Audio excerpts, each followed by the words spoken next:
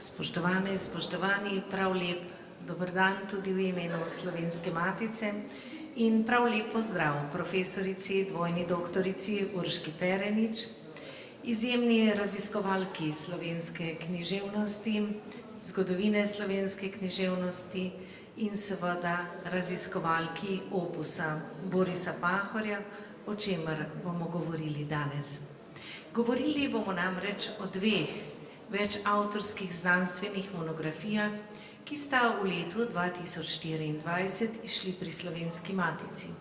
Prva z naslovom Trsto je tam, kjer je Boris Pahor, in druga Jaz pa nikoli nisem sanjal, opus Borisa Pahorja med življenjem in pisanjem.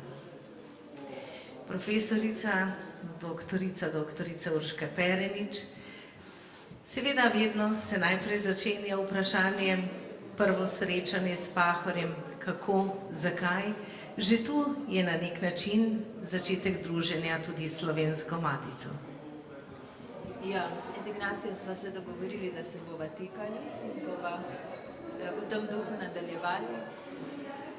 Hvala vsem, ki ste prišli. Vem, da je za nami že kar naporen dan, ampak verjamem pa tudi, da bi bil Pahor zelo hvaležen, da govorimo o njem in morda se je zdaj nekje nekaj premaknilo. Tako si mislimo. Moje druženja z Borisom Pahorjem segajo pa zdaj že kar slabih 20 let nazaj. V moja študentska leta, ko sem se začela dopisovati z njim. Kot sem že večkrat povedala, pa se je sodelovanje intenziviralo v letu 2008, ko sem za objavo pripravila njegova pisma, slavistko, kranjsko profesorico Marijo Žagar, ki jih je poleg tistih, ki si jih je izmenjeval z Edvardom Kocbekom, imel za ena najpomembnejših. In takrat se je še pod uredništvom Draga Jančarja na Matici začelo to sodelovanje z založbo, ki jo danes vodi doktorica Ignacija Fridl-Jarc, zelo požrtvovalno in se pravzaprav nikoli končalo, kakor se ni odtlej nikoli končalo moje ukvarjanje s Pahorjem. Pa vendarle se to, kot ste omenili, ni končalo, oziroma kot si omenila, draga spoštovana Urška, to sodelovanje se res ni končalo, dejansko se nadaljuje tudi zdaj, po avtorjevi smrti, na željo njegovih sorodnikov, sina in hčerke. Morda nekaj več o tem, kakšen je zdaj ta opus, ki je zaključen, kot vemo, kako raziskati vso to izjemno gradivo in seveda velik del tega gradiva je tudi njegova korespondenca, kakšno težo in veljavo ima v njegovem opusu. Ima ogromno težo in veljavo, zato ker je bil Pahor dialoški človek. Kot pisatelj pričevalec je namreč vedel, da mora o tem, kar je doživel, kar je videl, pričevati naprej. Zakaj? Zato, da mi ne bi pozabili. Zato si lahko predstavljamo, da je pismo kot dialoški medij tu res velikega pomena. Še več, ko preučujemo Pahorjevo zapuščino, pravzaprav vidimo, kako lahko dokument, kakor je pismo, dnevnik, razglednica, kar je vse vključeval v svojo literaturo, postane vrhunska literatura in v drugi smeri, ko beremo njegovo literaturo, zlasti pripovedništvo, ob pregledovanju zapuščine, arhiva, pravzaprav vidimo, kako se skozi njegovo literaturo plastijo spomini, življenje in torej lahko vzporedno z arhivom potrdimo pristnost tega, o čemer piše, kar je zanj bistveno, ker se je imel torej v prvi vrsti za pisateljskega pričevalca. Bil je eden zadnjih, zdaj ga že nekaj let ni več, ampak ostali pa so tudi tisti, ki so po njem in to nismo še zdaleč tisti, ki preučujemo ta opus, ampak je bila posebej izpostavljena družina in tu moram povedati, da sem izjemno hvaležna tako njegovemu sinu kot hčerki, ki dejansko podpirata to preučevanje in sta mi v neki ne najbolj enostavni situaciji in sili razmer dala tudi ekskluzivno pravico za preučevanje očetovega opusa. To zelo cenimo in se seveda tudi zavedam odgovornosti pri delu s tem gradivom. In to ukvarjanje je dejansko intenzivno. Obe monografiji sta nastali na osnovi posvetov oziroma simpozijev, ki sta bila pripravljena predhodno. In medtem, ko je prva monografija, morda pod naslovom Trsto je tam, kjer je Boris Pahor, osredotočena predvsem na njegovo literarno ustvarjanje, se zdi, da je druga, Jaz pa nikoli nisem sanjal, kar je pravzaprav tudi tak osebni pričevanski naslov, veliko bolj evidentira njegove življenjske prostore, njegov življenjski čas tudi, pa vendarle, kako sta povezani v celoto? Ja, objem večavtorski monografiji se med sabo povezujeta in sta zastavljeni nekako mozaično. Mislim, da je velika prednost obeh monografij ta, da smo se v njih uspeli povezati avtorji, avtorice, ki smo si v marsičem zelo različni. Ampak, ko je šlo za Pahorja in njegov opus, pa smo lahko našli skupen jezik. Ne gre samo za Pahorja, njegovo pripovedništvo, zapuščino, ampak seveda tematiziramo tudi ljudi, odnose, ki so s Pahorjem povezani. In poleg Marije Žagar, ki smo jo prej omenili, in knjigo Pisem Sončna ura, ki sem jo izdala pri Slovenski matici, je zelo pomembna osebnost tudi Edvard Kocbek. In ker zdaj vidim tu tudi doktorico Aljo Brglez, sva se prej dogovorili, da bova v zvezi s tem dali besedo kar njej, ker je napisala eno od poglavij, povezano prav s tem res prijateljskim odnosom in močno duhovno vezjo med Pahorjem in Kocbekom, ki pa, mislim, da tega večina ne ve, sega bolj nazaj od tistega znamenitega intervjuja, v katerem Kocbek spregovori o izvensodnem poboju domobrancev.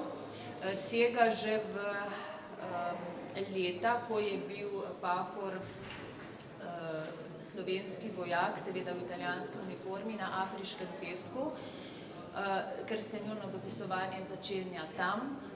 In v svojem poglavju objavljam tudi izvirnik tega pisma, ki ga je Edvard Kocbek poslal Borisu Pahorju na afriški pesek.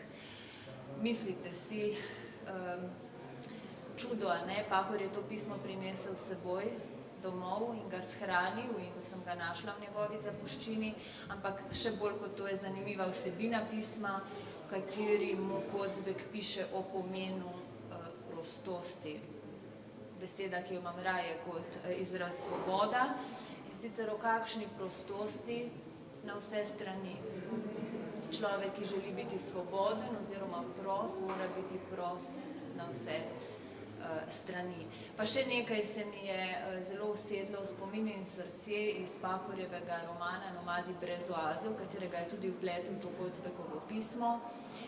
In sicer, da je človek, če so časi še tako hudi, vendarle lahko oaza samemu sebi. Naj vam bo to premislek, medtem ko predajem besedo doktorici Ali Brglez. Se smijemo, ne?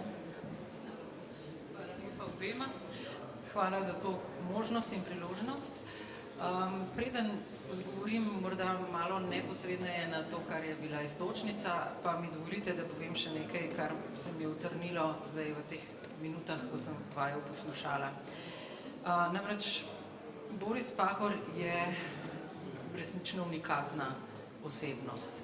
V kakšnem drugem jeziku bi rekli one in a million ali pa one of a kind. In tudi pri nas je tako, da med 2 milijonoma v 100 letih ni takšnih, kot je bil Boris Pahor. To se mi zdi zelo pomembno zato, da lahko misel nadaljujem z vami, dr. Perenič. Tudi namreč način, kako se vi lotevate raziskovanja in tudi priložnost, ki ste jo dobili s tem, bi rekla, neomejenim dostopom do res ogromnega arhiva, je nekaj popolnoma unikatnega. In to se mi zdi za vse, ki vidim, da ste tukaj verjetno nekateri še študenti, nekateri že raziskovalci, dobro vedeti. To je, morda bi rekla, res ena unikatna priložnost in tudi metodološko, skratka, nekaj, kar ni običajno, kar se ne zgodi velikokrat, kar se tudi ne more velikokrat zgoditi, ker potrebuješ seveda najprej infrastrukturo, kot bi rekli, ampak potem pa tudi človeka, ki se tega na tak način loti. To, kako se vi lotevate tega dela, se kaže, kot je omenila tudi dr. Friedel Jarc, vsako leto novih prispevkih k odkrivanju Borisa Pahorja. To je nekaj, zdi se kar nepresahljivega in vi vsako leto nekaj dodate. Za nas, ki pa morda odkrivamo bolj po koščkih, podrobcih, pa je ta celota res prepričljiva. Zdi se, da ste se lepo našla, bi rekla, in sklenila to misel. Kar se tiče mojega prispevka, je pa sledilo vašemu povabilu, da se vključim. Jaz sem razmišljala o tem, kaj bi bil lahko moj prispevek, ker sem v tistem času in pravzaprav zelo dolgo bila najožja sodelavka drugega Pahorja, predsednika države Boruta Pahorja, sem neposredno zelo veliko sodelovala pri vprašanjih doseganja, ali kako bi rekla, poskušanja doseganja narodne sprave. En del tega širšega napora pa je bil tudi, je segal tudi v slovensko zamejstvo oziroma v tržaški prostor. V leta 2020, ko smo dosegli z italijansko državo vrnitev Narodnega doma, požganega leta 1920 in potem ob stoletnici tega požiga vrnenega slovenski skupnosti v Trstu. No, v tistem času, to je dogodek, ki se je zgodil v enem dnevu, ampak pripravlja se pa dolga leta. V tistih letih sem se večkrat srečala tudi osebno z Borisom Pahorjem in del tega, kar vi zdaj odkrivate za vse nas, imela priložnost tudi osebno, skratka, doumeti ali pa začutiti, skratka, to veličino, to bolečino, to željo, da jo deli z nami, da ostane del te v nas prav zaradi tega, kar ste rekli prej, da se ne bi ponavljalo. Ko sem pa, kot rečeno, gledala skozi oči Boruta Pahorja na ta proces, pa sem skozenj razumela tudi, kako je sam vstopil v ta prostor, ki pomeni željo po doseganju sprave ali narodne pomiritve. Ta pa se je začel pri Borutu Pahorju prej kot z Borisom, z Edvardom Kocbekom. Zato sem potem nekako naredila to trojico, skonstruirala nekakšen, recimo, popoln trikotnik, v katerem je eden vplival na drugega, drugi na tretjega, potem se je sklenila neka medsebojna relacija, ki je pripeljala lahko do takih globljih premislekov in nazadnje potem tudi do tega velikega dogodka v Trstu, kot rečeno, 13. julija 2020, ko je Boris Pahor bil še z nami, ko je lahko prišel, ko je lahko, kot smo takrat rekli, skozi oči, ki so videle ta dom goreti, videl potem tudi to končno gesto, da so ga Slovenci dobili nazaj. Hvala lepa.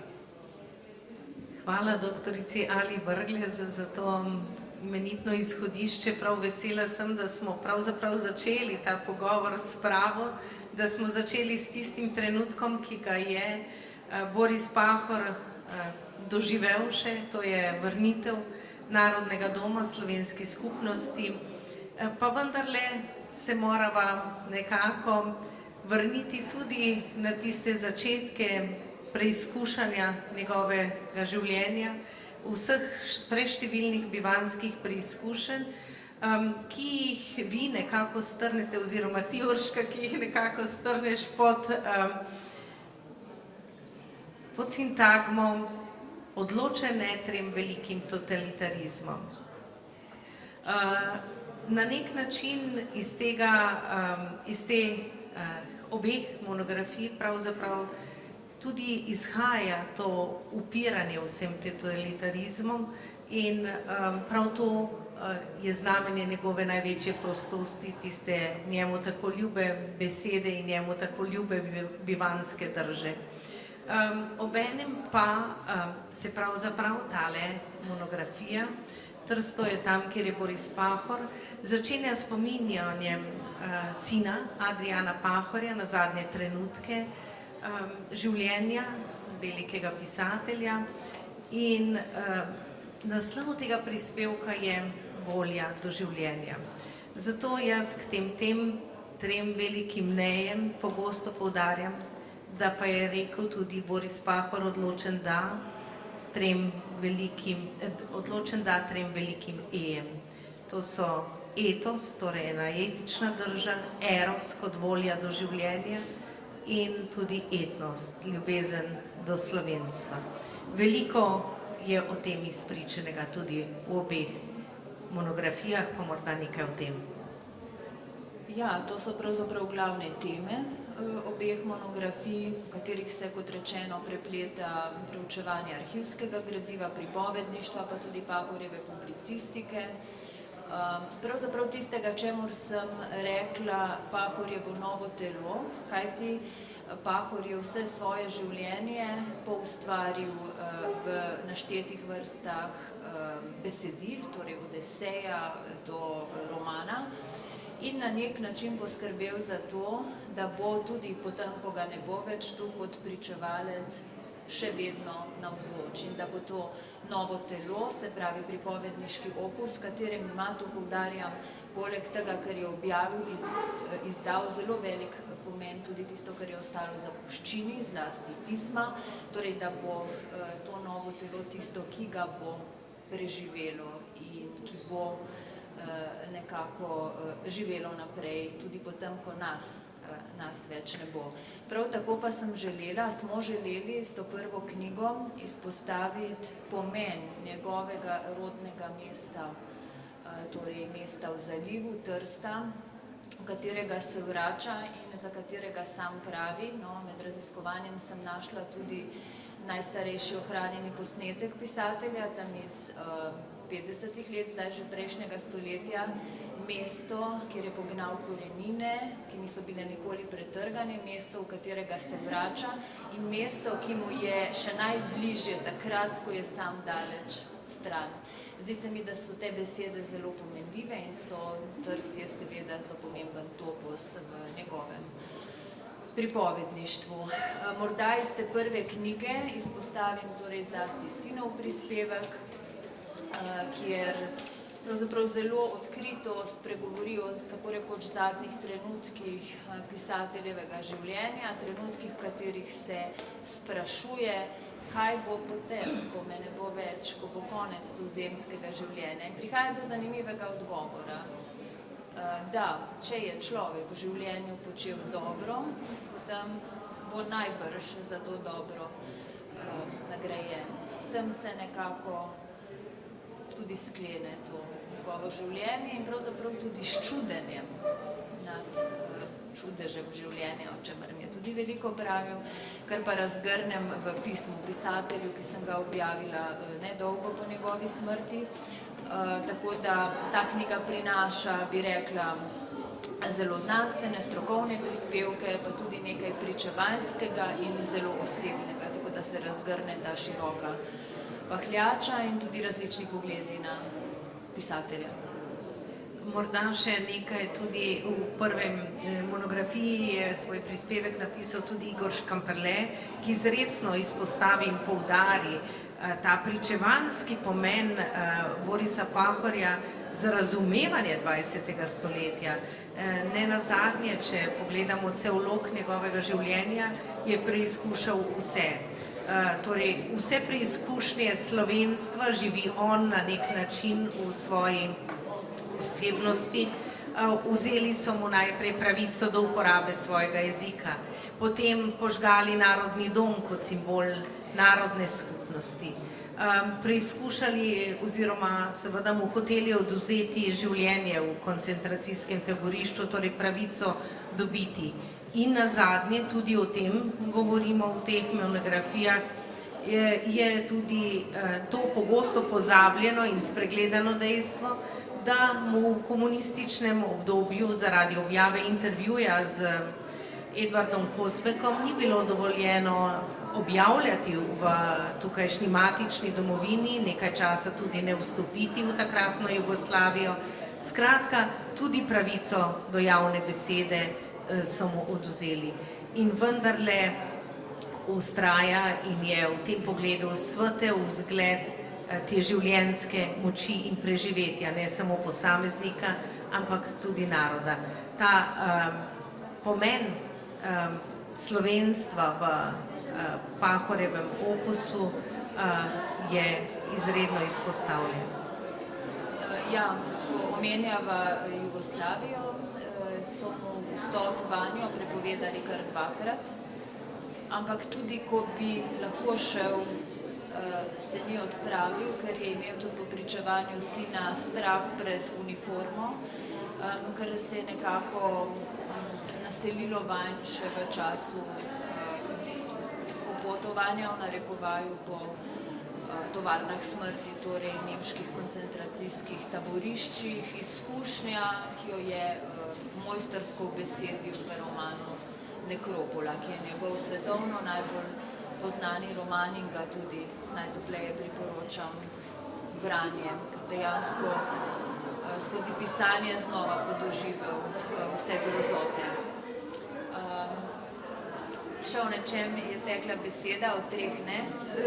In slovenstvo poudarjanje. Slovenstvo, ja. Tudi slovenskega jezika, znan je ta njegov znamenit citat na osnovi v bistvu citata Edvarda Kardelja, ki ga je odkril, da se bodo narodi nekoč brez revolucije kar spojili drug z drugim, je rekel, temu se odločno upira moja primorska narava, nismo se zato tako borili in preizkušali, da bi se kar v mir vstopili z drugimi narodi.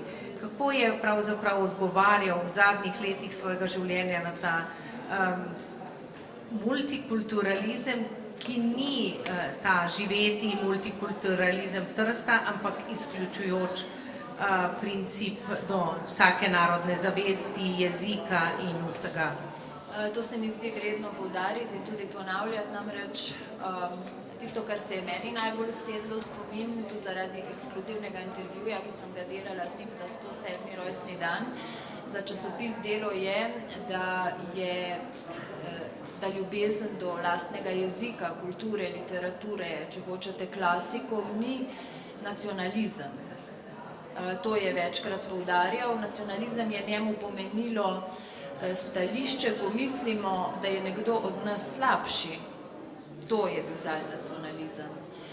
Če pa imamo radi to, kar je naše, torej jezik, kulturo, pa je to imenoval ljubezen do naroda in to večkrat poudarjal. Spomnim se tudi, da je rad dejal, bolj ko sem Evropejec, bolj sem tudi Slovenec.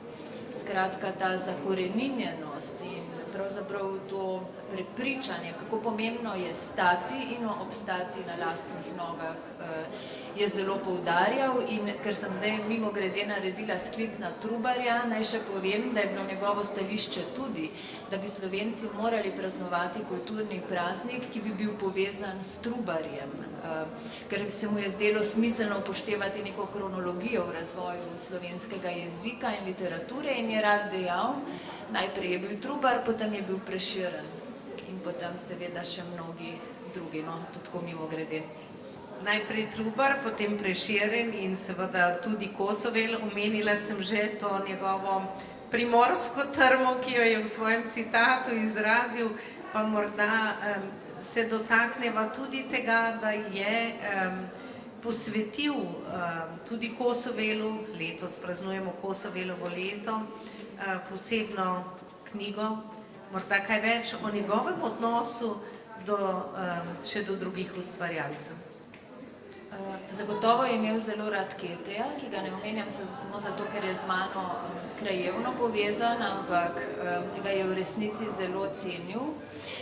Ampak morda bi pustili, da govori kar Pahor in bi se dotaknila neke njegove izjave, morda bi jo kar prebrala, ki je povezana z njegovim odnosom do Kosovela. Namreč Boris Pahor je, ne vem ali veste, napisal knjigo o Srečku Kosovelu, namenoma tako naglašujem, v italijanščini.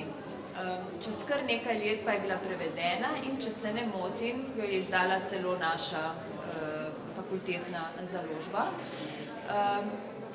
In mimo Kosovela ni bilo mogoče iti, ker mu je bil zelo pri srcu in čutil se je z njim povezan tudi zaradi skupne izkušnje, ki je bila zanj travmatična in se mu je pravzaprav urezala v mozek, to pa je bil požig Narodnega doma, ki ga je Boris Pahor doživel kot 7-letni deček in je večkrat dejal, ja, Srečko Kosovel pa je bil takrat fant in najbrž je videl tudi te plamene, v katerih je zgorelo to tako rekoč miniaturno slovensko mesto, ki je bilo pravzaprav postavljeno v mestu v zalivu.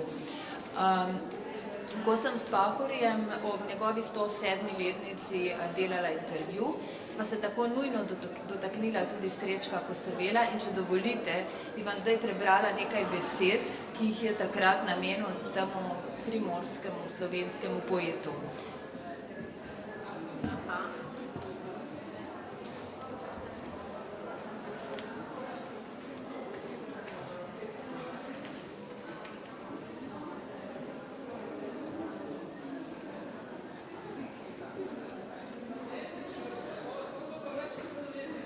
Se opravičujem, prej mi je šlo iz spomina, da bi tole že imela s sabo. Dve vprašanji sem v zvezi s tem zastavila, pa bom kar oboje prebrala, tako da se kot rečeno sliši tudi Pahor, čeprav ga ni tu fizično. Takole sem dejala. Požig Narodnega doma je literarno ovekovečil tudi Srečko Kosovel, ali kar Srečko, kot ga sami imenujete. Vaše branje, doživljanje in umevanje Kosovela je drugačno od šolskega. Ni omejeno na integrale in je predvsem močno povezano s Primorsko in Trstom. In Pahor je odgovoril takole. Podobe mojih otroških let so bile hkrati podobe Kosovelovih fantovskih let. Požig Narodnega doma zasledimo v verzih njegove pesmi Ekstaza smrti, ob kateri sem rekel, da bo ogenj, ki je uničil Narodni dom, uničil Evropo. Kosovelov človek plava v morju krvi. Dejal pa je tudi, da je bil to ogenj, ki je uničil celo 20. stoletje in pravzaprav napovedoval preomenjene totalitarizme. No in potem sem se premaknila k naslednjemu vprašanju, ki je šlo takole. Ste tudi avtor slovenske in italijanske knjige o Kosovelu. Želeli ste, da bi ga torej povezovali predvsem s primorsko zemljo, psihološko podobo prostora in ljudi v svinčenih časih. Ko je leta 1965 francoski prevajalec izdal Kosovela v francoščini, niste bili prav zadovoljni. Pahor pa je odgovoril takole. O tem je pravil Cene Vipotnik. Rekel sem mu, naj bo tako ljubezniv in ob priložnosti pripelje prevajalca na Kras, v Dutovlje, saj bi mu rad izročil knjigo Lava Črmelja o življenju naših rojakov pod Italijo v času fašizma v francoskem prevodu. Prevajalec je skušal v predolgem predgovoru Kosovela povezovati z nekaterimi avtorji svetovne književnosti, omenja na primer Kafko. Pokazati sem mu želel, da je bil Kosovel prerok usode Evrope, njenega uničenja skozi diktaturo fašizma in komunizma. Diktatur, ki so uničile 20. stoletje. Glavni motiv pri Kosovelu so bori. Srečko je primorski človek, pristen kraševec in evropski pesnik.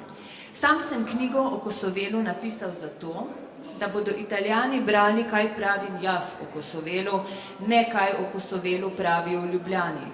Z njegovo spominsko sobo v Sežani so želeli po vsej sili poudariti konstruktivizem, zaradi česar je čudaška. Kosovelova sestra Karmela mi je zaupala, da ko je brala mojo knjigo, si je rekla, da je to Srečko in da sem Srečko zelo podoben. Konec citata. Ja, hvala tudi za to pričevanje Pahorjevo. To primorsko stoletje je obravnaval v eni od monografij tudi Boštjan M. Turk, tako da je tudi ta vidik v teh dveh knjigah izpostavljen. Hkrati pa smo v tem odlomku slišali tudi nekaj o Ljubljani. Sama pogosto v zvezi s Pahorjem in odnosom do njegovega opusa v matični domovini uporabljaš izraz suhota in me morda nekoliko zanima seveda, zakaj in čemu. Suhota. In zakaj je pravzaprav ta odnos do Pahorja danes naš pogosto upravičeno označen s to metaforo? Ne vem, če bom znala docela odgovoriti na to vprašanje, ampak če sprašuješ, zakaj ni morda tako sprejet v osrednji Sloveniji, potem lahko na podlagi svoje izkušnje brez dlake na jeziku povem, da je najbrž velik problem, tisto, kar je bilo tudi že prej načeto, ko je doktorica Brglez govorila o narodnem pomerjanju, dejstvo, da je bil na vse strani prost in da je bil sposoben izreči trikratni ne, tre volte no. In pravzaprav sem nekaj tega izkusila tudi sama, ni danes mesto, da bi o tem govorila, ampak če izhajam iz te izkušnje in iz tega, kar je Pahor pripovedoval, bi si upala reči, da je v tem del odgovora na to vprašanje nekakor neenostavno. V mislih sem imela tudi, bi rekla, precej ostro debato o tem, kako je bil predstavljen na Frankfurtskem knjižnem sejmu, recimo, ko bi pravzaprav vsi pričakovali, da je Pahor, poleg Draga Jančarja, ena od osrednjih osebnosti, zlasti zato, ker je vendarle doživel velik odmev v tujini in ob tem moramo omeniti še nekoga, ki je zato tudi zaslužen, trojni doktor Eugen Bavčar, in je prav tako avtor enega od prispevkov v tej monografiji. Morda nekaj več o tem Pahorjevem opusu in tujini v odnosu do sprejemanja doma. Tudi tu je del odgovora oziroma nadaljevanje tega, o čemer smo govorili, po svoje žalostno dejstvo, da nam morajo Slovenci včasih, da morajo Slovencem včasih drugi pokazati, kje je naša vrednost, in ko omenjaš doktorja Evgena Bavčarja, je treba reči, da je prav on zelo zaslužen za prodor Pahorja zlasti v francoski svet, ker mi je pač pomagal utirati poti in prek Francije je dejansko potem iskal poti nazaj v Slovenijo, tako v matico kot zamejstvo. Vseeno pa je treba dodati, da ko govorimo o tem prodoru v mednarodni prostor, imamo dejansko najbolj v mislih nekropolo. Kajti preučevanja zapuščine, temu sem se največ posvečala sama, kažejo, da pa so vendarle v svetu, vsaj Slovenci in tudi še marsikdo drug, že prej vedeli, kdo je Boris Pahor. Ta njegova pisemska korespondenca, ki sega v začetek polovice prejšnjega stoletja, to nedvomno potrjuje.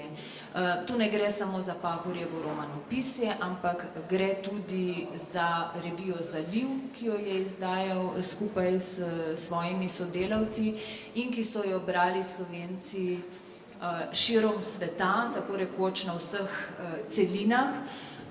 Zato bi si upala reči na podlagi teh preučevanj, torej korespondence in sploh tega kroženja njegovih tekstov, da je ideja te zedinjene Slovenije v Pahorjevi književni republiki nedvomno živela in da je bilo seveda povsem jasno, kdo Pahor v teh svojih desetletnih prizadevanjih dejansko je. Ta osrednji slovenski prostor ga je pa seveda odkril in spoznal veliko pozneje.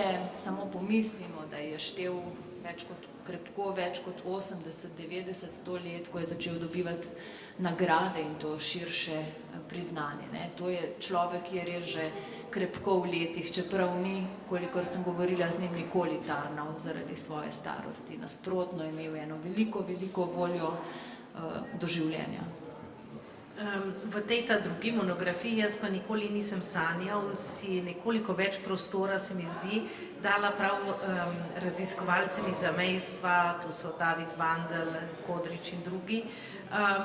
Kako pa je ta prostor na nek način ga sprejel in kako danes ohranja spomin nanj? Tudi tu imamo nekaj zamejcev, oziroma tu vidim kolega, ki bi morda celo kaj povedal iz svoje izkušnje in delil kako misel z nami. Pa jaz mislim, da je zelo podobno, da je bil tudi ta prostor, če sledim Pahorjevi misli, v njegovih časih ideološko zelo razcepljen. Pahor tudi v knjigi Moje suhote in njihovi ljudje, pa tudi še na več drugih mestih piše, da če seveda nisi bil med komunisti, nisi dobil niti vinarja. Se pravi, ta ideološka razcepljenost je bila tudi tam prisotna, tudi v skupnosti, ampak kar bi rekla danes pa je, da je sprejet, vsaj tak je moj vtis in čaščen, in da je to ena taka figura, ki nas lahko, ne glede na tisto, kar nas deli, morda vendarle povezuje in poveže. Povezuje in poveže tudi s svojim odnosom do resnice. Nenazadnje se je zavedal, da bo z objavo intervjuja z Edvardom Kocbekom v reviji Zaliv njegova kariera ogrožena, pa je raje dal prednost resnici pred seveda objavljanjem del tukaj v matični domovini. To je ena zelo etična in pokončna drža, ki je pravzaprav rdeča nit vsega njegovega opusa. In tu se dotakneva morda na koncu prispevkov dr. Grdine in tudi vas. Dr. Grdina govori pravzaprav o Pahorjevem opusu kot neke vrste sestavljeni avtobiografiji. Vi govorite o tem, da je njegova literatura pričevanje, pripovedovanje in življenje obenem. Skratka, ta živa, živeta literatura, to je morda tista enkratnost izmed 2 milijonov Borisa Pahorja, ki je omenjala tudi doktorica Alja Brglez. Ja, če sem razumela prav, naj bi zdaj neko zaključno misel, sintezo oblikovala, res je. Zdi se mi vredno poudariti ta izraz sestavljena avtobiografija, pa živa, živeta literatura, ker se tudi zelo navezuje na Pahorjevo pojmovanje literature in tudi njegov odnos do nje in kakšno vlogo je pripisoval. Ko namreč pravi, da to, o čemer on piše, niso spomini, ampak je to njegovo življenje. V tem smislu sem potem se poslužila tudi tistega pojma, ki sem ga prej uporabila, novo telo. Se pravi, in tudi ko on, če se smem za trenutek vrniti, tudi ko on porablja pisma, razglednice, dnevnike, ki jih integrira v svoje pisanje, na nek način uporablja montažno tehniko, ki je modernistična tehnika pred modernizmom, tega ne počne zato, da bi presenečal naše zaznave, da bi nas šokiral, ampak skuša dejansko na kolikor mogoče pristen način poustvariti to življenje, to, kar je on dal skozi, to, kar je, kot pravi, videl, zato da bi mi vedeli in da nam ne bo treba tega videti. Pa vemo, danes lahko zaključiva s to mislijo.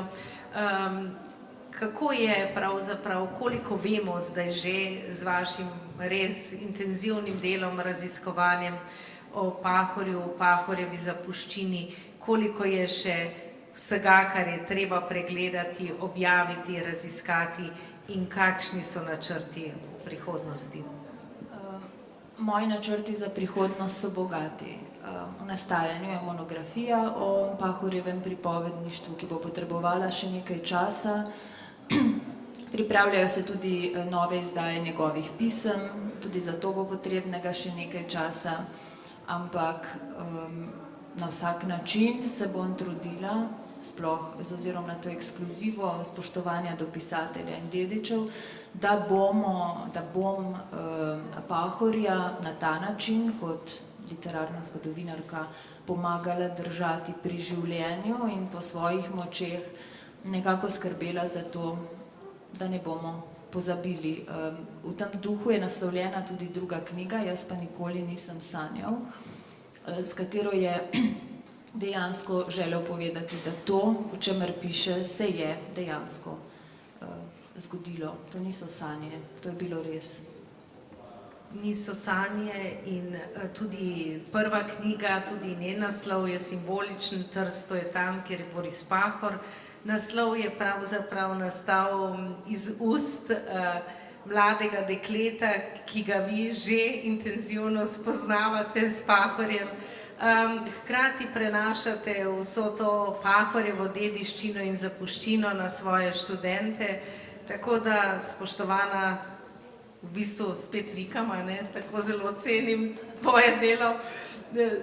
Draga, spoštovana Urška Perenič, veliko uspeha še želim in predvsem globoko hvaležnost izrekam vsem za vse, tako za pedagoško delo, kot seveda za te izjemne raziskave. Jaz se pa zahvaljujem tebi in Matici, ker je Matica dejansko Pahorjeva hišna založba, kjer je Pahor izdajal tudi v ne najbolj prijaznih časih in sem vesela, da je tam vedno dobrodošel in da smo tam vedno dobrodošli tisti, ki se z njim ukvarjamo. In posebej se zahvaljujem študentom, ker jim gre moja glavna pozornost v tej ustanovi in sem vedno hvaležna, ko vas vidim. Zdaj pa prišel še en soavtor pri teh dveh več avtorskih monografijah in boš morda še njemu dala besedo, jaz se pa zahvaljujem. Hvala. Ja, hvala lepa, Urška. Drži, Slovenska matica bo vedno dom Borisa Pahorja in seveda izjemnih raziskav.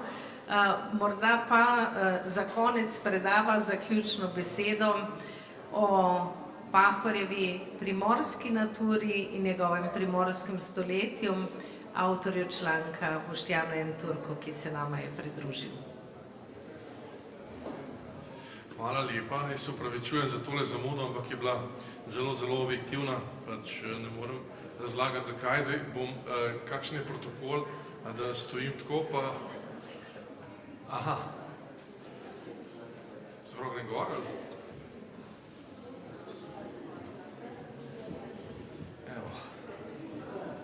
Ja, Boris Pahor in primorsko stoletje,